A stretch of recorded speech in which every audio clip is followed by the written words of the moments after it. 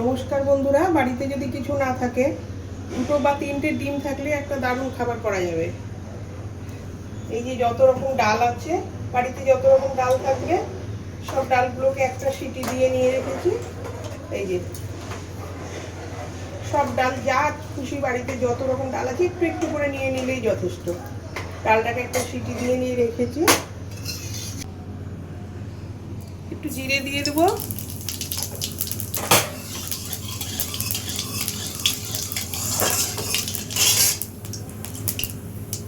দিয়ে এবার ফোড়নে একটু পেঁয়াজ দিয়ে দিই। আমি এখানে দুটো পেঁয়াজ দিয়েছি।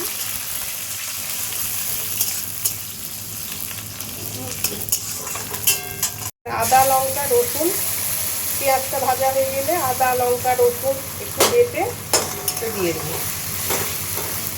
দিয়ে মশলাটা কষবো যতক্ষণ না লাল মশলাটা কষা হয়ে তেলটা বেরিয়ে যায়, ততক্ষণ একটু কষে যাবো।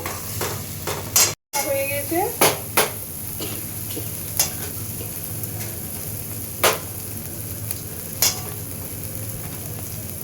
এর মধ্যে এবার ডিম দিয়ে দেবো।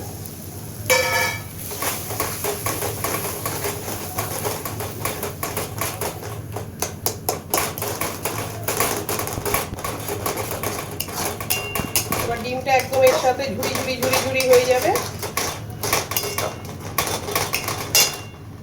হয়ে গেছে ভাজা। এবার এর মধ্যে এই যে সিদ্ধ করে রাখা ডালটা,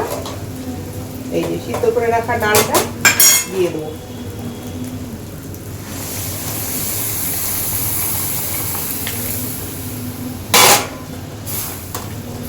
এই একটা সহজ রেসিপি।